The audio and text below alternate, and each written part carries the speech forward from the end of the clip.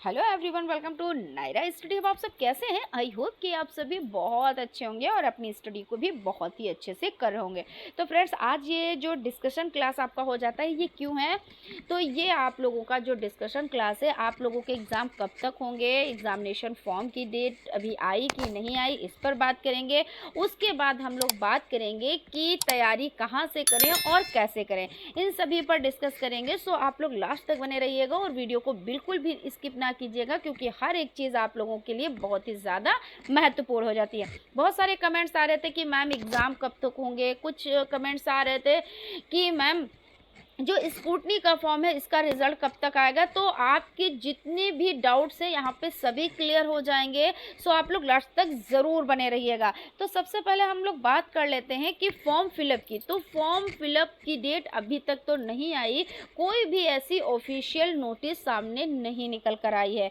उसके बाद अगर हम बात करें एग्ज़ाम डेट की, तो बिल्कुल भी एग्ज़ाम डेट की भाई, जब अभी तक फॉर्म फिलअप की डेट नहीं आई तो एग्ज़ाम की डेट कैसे आ सकती है? अगर आपसे कोई बोल रहा है कि एग्ज़ाम 1 हफ्ता बचा, 2 हफ्ते बचे, तो ये चीज़ तो बिल्कुल ही गलत हो जाएगी, क्योंकि ऐसा होता नहीं है भाई। जब फॉर्म फिल किए जाते हैं तो कम से कम इसमें 15 दिन तो लग जाते हैं। मान लीजिए अभी 20 तारीख को अगर ऐसी डेट आ जाती है कि एग्ज़ामिनेशन फॉर्म फिलअप हो रहे हैं, उन्हें स्टार्ट हो गए हैं, तो कम से कम 10 दिन तो लगेंगे ही लगेंगे।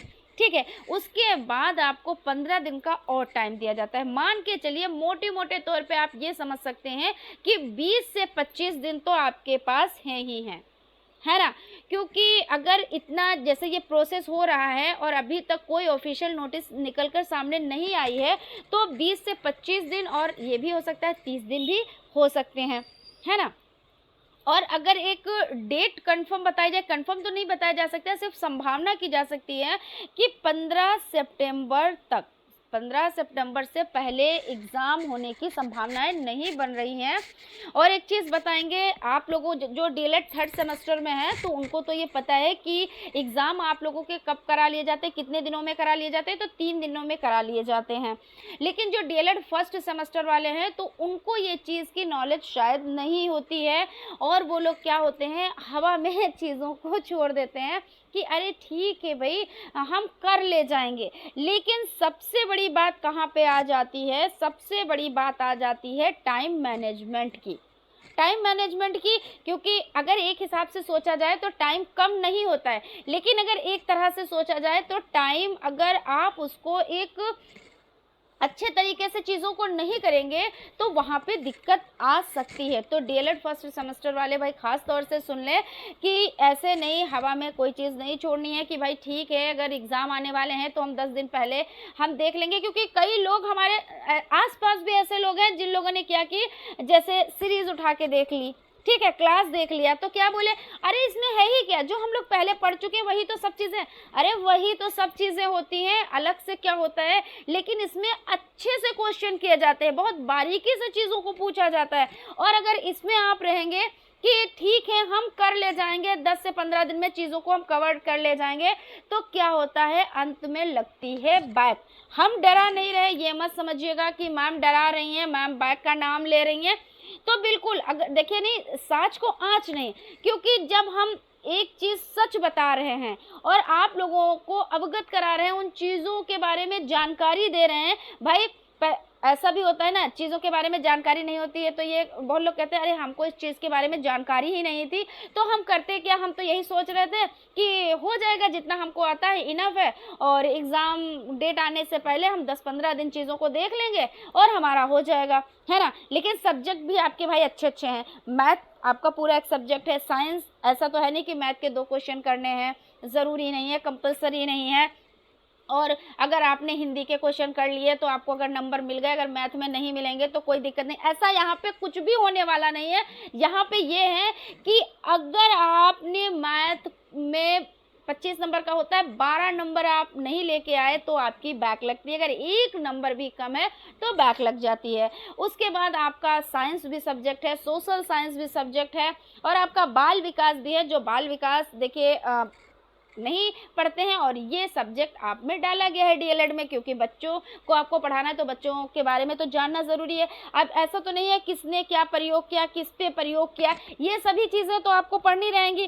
तो कहने का मतलब ये हो जाता है, हम इतनी डिटेल में यहाँ पे ये इसलिए बता रहे हैं कि आप लोग अच्छे से पढ़ें, फोकस करके पढ़ें। और बैक लगती है ज़्यादातर डीएलएड फर्स्ट सेमेस्टर में, और कितने लोगों की लग जाती है, 60 to 70% लोगों की लग जाती है। अब आप कहेंगे मैम इतना रेशियो, जी हाँ बिल्कुल इतना ही रेशियो होता है, 60 to 70। और वही चीज़ जो अभी हमने बताई कि क्या सोचते हैं, अरे हम तो 1 हफ्ते में तैयारी कर लेंगे, अरे हम तो 2 हफ्ते में तैयारी कर लेंगे और चीज़ों को हम क्लियर कर ले जाएंगे, और लग जाती है बैक।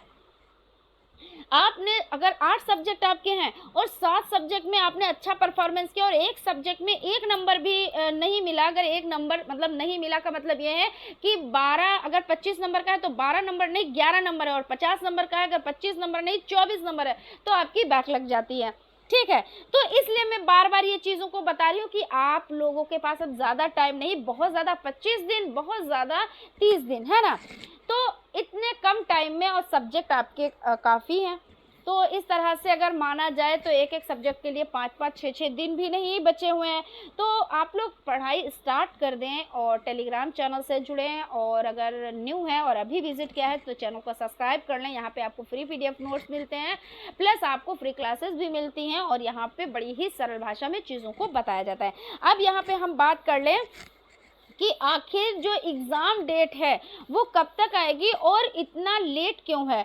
तो आपको बता दें कि स्कूटनी का जो रिज़ल्ट है वो अभी तक नहीं आया। अब आप कहेंगे जो डीएलएड 3rd सेमेस्टर में है तो वो तो जानते हैं स्कूटनी क्या होती है, लेकिन फर्स्ट सेमेस्टर वाले शायद अभी तक नहीं जानते हैं। तो फर्स्ट सेमेस्टर वाले उनसे हम बात करना चाहेंगे कि स्कूटनी ये होता है कि जैसे बैक लग जाती है तो या नंबर कम मिलते हैं तो फिर से फॉर्म डाला जाता है कि भाई हमने अच्छा परफॉर्मेंस किया था लेकिन हमको नंबर कम मिले हैं, बस यही चीज़ होती है, भाई अपने पे विश्वास है।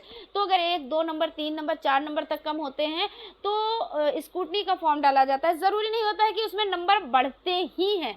अगर आपने अच्छा परफॉर्मेंस किया है और किसी वजह से आपको नंबर वहाँ पे, भाई जो एग्ज़ामिनर है तो इंसान ही है और गलती हो जाती है चेक करने में, ऐसा कुछ, लेकिन ज़्यादातर मान के चलें ऐसा होता नहीं, नंबर बढ़ते नहीं हैं। ये भी चीज़ ध्यान में रखिएगा और वो चीज़ मानकर ही तैयारी करिएगा, ठीक है। और आप कहेंगे कि मैम आप इतना क्लियर कैसे बोलते हो, बिल्कुल क्लियर बोलना ही ठीक रहता है, जितना साफ बोलो उतना अच्छा होता है। हम आप लोगों को दुविधा में रखें और बाद में हम कहें अरे ठीक है कोई बात नहीं, वो चीज़ नहीं सही होती है।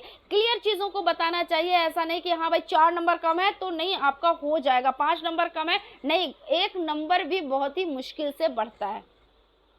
क्लियर है ना चीज़ें। तो बस वही वाली बात है, स्कूटनी का रिजल्ट आ जाएगा और उसके बाद ही आप लोगों के एग्ज़ाम डेट आएगी। लेकिन तैयारी के लिए आप लोगों के पास टाइम नहीं बचा है, आप लोग तैयारी अच्छे से करें और मान के चले कि 15 से 20 सितंबर के बीच में एग्ज़ाम होने संभावित हैं। और ये भी आप लोगों को पता होना चाहिए कि एग्ज़ाम 3 ही दिन में करा लिए जाते हैं। तो सबसे बड़ी अगर प्रॉब्लम कहीं पे होती है तो टाइम मैनेजमेंट की प्रॉब्लम होती है, क्योंकि उस हिसाब से टाइम कम होता है। अगर आपकी स्पीड अच्छी नहीं है, आपकी प्रैक्टिस अच्छी नहीं है तो फिर दिक्कतें आ जाती हैं, ठीक है। तो फ्रेंड्स इसी तरह से जुड़े रहें आप लोग हमारे साथ और चैनल को सब्सक्राइब कर लें, बेल आइकन को प्रेस कर लें और जैसे भी अपडेट होती है हम आपको सूचित करते रहते हैं। सो मिलते हैं क्लास में, तब तक आप लोग अपना ख्याल रखें और स्टडी को कंटिन्यू करें। Thank you.